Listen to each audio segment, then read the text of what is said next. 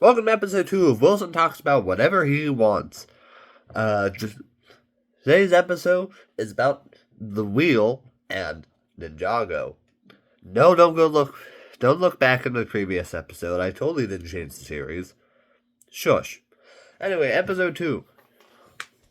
Now, in what I was explaining, I mentioned something about a wheel.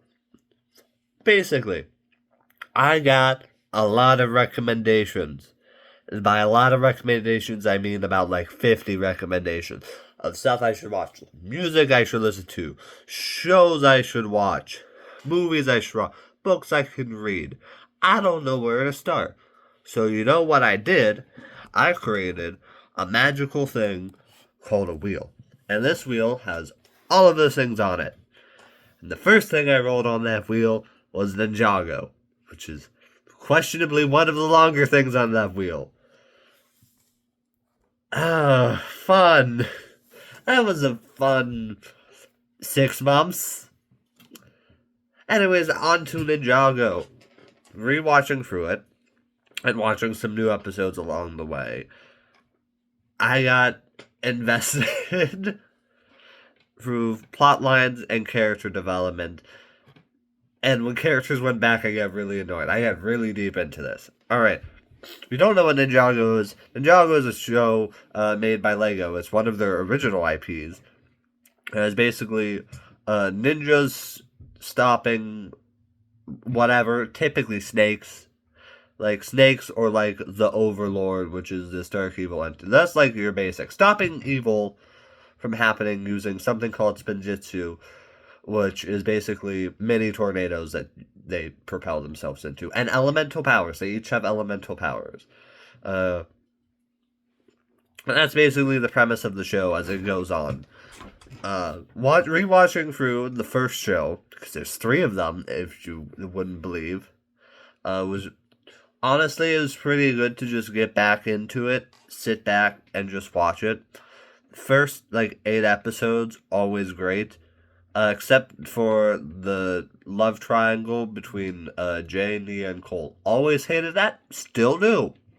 Worst part about the Ninjago as a whole, I'll say it. It's bad. Yeah, and then we moved on to the second show, which pretty good.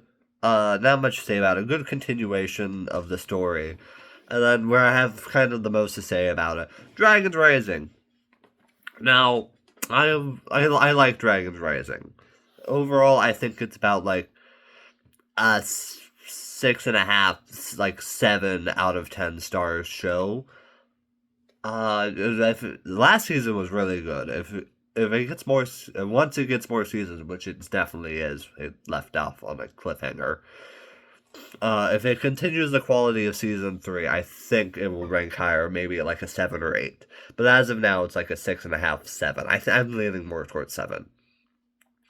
But my biggest problem with the show is that we don't see enough of the old side characters. Ninjago, throughout this year, has grown such a large amount of side characters.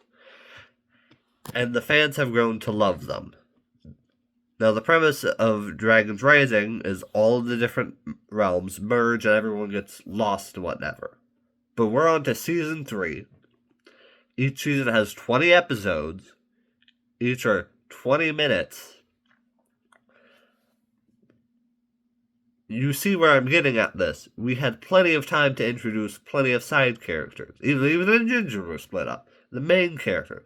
And by Season 3, we finally get everyone. My problem with side characters is that the cast just doesn't care about them. They don't care about any of their parents. Where are they? The only person the main cast cares about finding is Wu. None of the other side characters they care about. And that's kind of annoying. That makes me feel oh yeah, Dareth, they were just annoying. They don't care about Dareth. They don't care about their own parents. They don't mention them once. And that's the main problem I have. Is they just don't bring up side characters. Like, they made like a sleazy salesman type of character at one point. And all I was thinking during that scene was like, bring back Ronan. That's just Ronan but 2D. It would have been great to see him. We also don't get basically any Serpentine. The Serpentine has such rooted history in Ninjago, and they're like nowhere in Dragon's Rising. That's been something I noticed, like reflecting on it, is that the Serpentine are gone. We see the aquatic Serpentine. We see that one specific type. But we don't see any of like the main tribes from like the first season. They're not even mentioned. Yeah. I'm hoping for more side characters. We need side characters back badly. I'm curious where it's going to go. But they've set up Roz to be a big threat in season 4, and it seems like he might actually kill or capture one of the Source Dragons, which, if he does, is going to be very interesting. My hope is that this is at least. I'm hoping he actually succeeds for point of story. He succeeds in this, and he's not defeated next season. Because if he's defeated next season, I feel like they haven't built up. I feel like if he was to get defeated that easily, it'd be kind of disappointing. Overall, Ninjago, solid 7.5, 8 stars out of 10 of the whole entire series. Would recommend it if you have a lot of time and you don't have any other recommendations. If you've been recommended anything else, get through it before you start watching this. It's so long binging through all of it, honestly. That's all. See you on the next video where I talk about why the invention of mannequins were actually a bad idea, and when they come alive in the year 2065, I told you so.